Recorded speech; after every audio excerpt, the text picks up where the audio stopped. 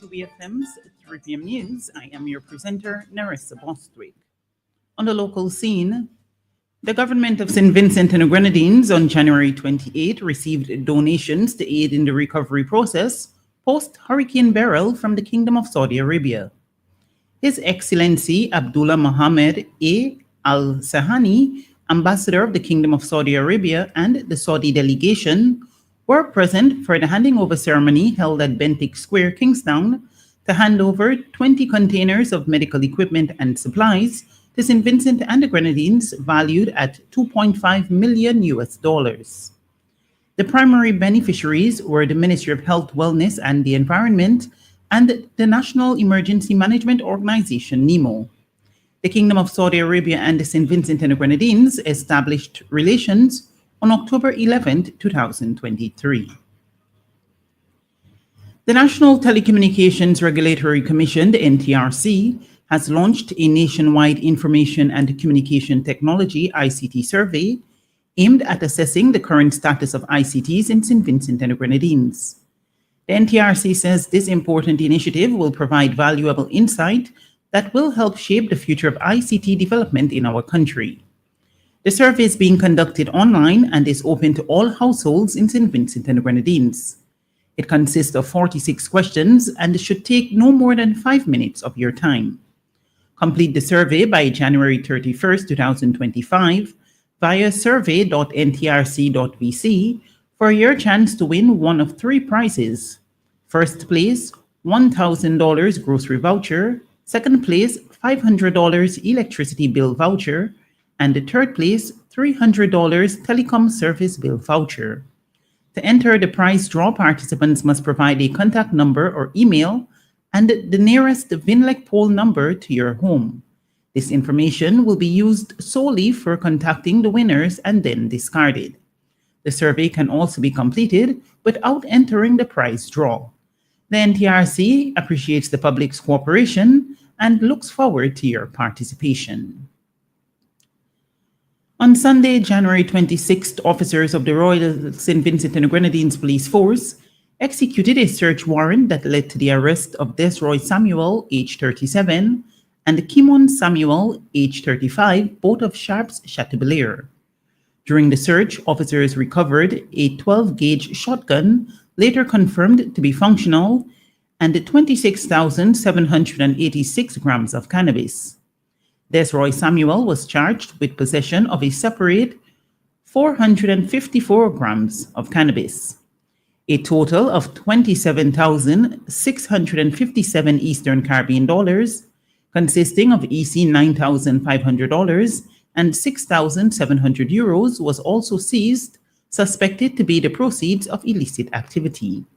Both men have since been charged with possession of an unlicensed firearm, drug trafficking, possession of controlled drugs, and money laundering. The Financial Intelligence Unit, FIU, has been engaged to further investigate the source of the cash. The accused men appeared before the Serious Offences Court on January 28. Desroy Samuel pleaded guilty to possession of a controlled drug, 454 grams of cannabis, and was granted bail in the sum of EC $15,000 with one surety. His bail conditions include reporting to the Chateaubriand police station every Monday between 8 a.m. and 8 p.m., surrendering all travel documents, stop notices placed at all ports of entry and exit, and the matter has been adjourned to February 25, 2025. Meanwhile, Desroy Samuel and Kimon Samuel appeared jointly for possession of a controlled drug and possession of an unlicensed firearm. They both pleaded not guilty and were each granted bail in the sum of EC $15,000 with one surety. Their bail conditions include reporting to the Chateaubriand police station every Monday between 8 a.m. and 8 p.m., surrendering all travel documents, stop notices placed at all ports of entry and exit. The matter has been adjourned to February 25, 2025. The Ministry of Transport, Works, Lands and Physical Planning wishes to advise the public that rehabilitation work on the Maroon Hill Hopewell Road has commenced. Pedestrians and motorists are asked to exercise caution when traversing this route, as extensive work will be undertaken in the area. This will include construction of retaining walls and drains, widening and resurfacing of road. Road users are encouraged to observe the construction signs in place to ensure the safety of all. The public is advised to use the alternative routes if possible. The work will be undertaken by Dipcon Engineering Services Limited and is expected to last 24 months. The Ministry of Transport Works, Lands and Physical Planning is seeking the cooperation of the public during the execution of this project and regrets any inconvenience caused. On to regional news. Police in Antigua are questioning 4 juveniles who were found with 3 modified flare guns and a round of ammunition in their possession.